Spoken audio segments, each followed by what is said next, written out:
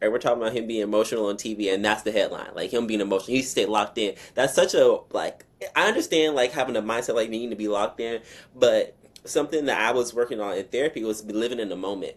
Like sometimes the emotions just take over you in that moment. Like you understand, you gotta think these are all the things that we're seeing. Like we're seeing him hustle for all these games during the NBA season, all these games. Like not even just during the NBA season, but going into like the championships. Like that's a long time, and it's a lot of practice, a lot of blood, sweat, and tears. Like people just say like blood, sweat, and tears. Nah, it's a lot that goes into that, and so seeing an emotion, like a moment, emotionally taken over. That's I think that just shows how much work like how much he cares about it and how much work he put in to get there. Like it's not no cakewalk to get to the NBA finals, not at all. Like it's not something that you can just, oh yeah, we can. Nah, that's something that's a grind. It's a team, and plus it's a team sport too. And when you think about like where he is, like he's from France, right? Yeah, he's from France. So he's also moved. He picked up his whole life and moved to the U.S. to play basketball.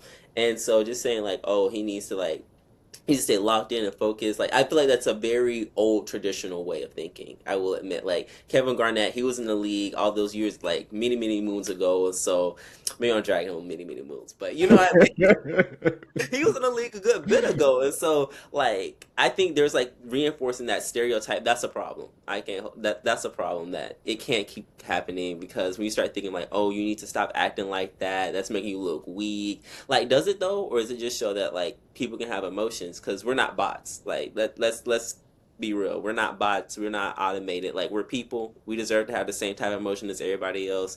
And if our reaction is validated or not, it shouldn't be by media. But media is always going to pick up on something like that because that's what they believe. Seeing a black man being, as they would say, crying as weak, that's what they're looking for. They're looking for any sign of weakness and pouncing on that. And so that's where that we need to always have it together mindset comes from. But that's not true. I was like, staying locked in means just staying true to who you are at one point in time. So I think that's just who you got to be. If you're emotional in the moment, be that. I said I was emotional in the moment too. I said I'm not a big crier. I don't know where. I was like I wish I was that much more tapped into my emotions. But when I was working on theory, they're like just like zoom in, just like disconnect from everything. Just like look around. And I was like, I remember it was at the I was at a conference championship. The last one I had was fifth year. I remember it was at the Virginia Beach Sports Complex. That was the last time my team had won indoor. No, we won. Yeah, that was the first inaugural one that we had, and we won indoor that year. And I remember I like went up to the bleachers and I looked up at the top, and I was like, I started crying. I was like, wait a minute.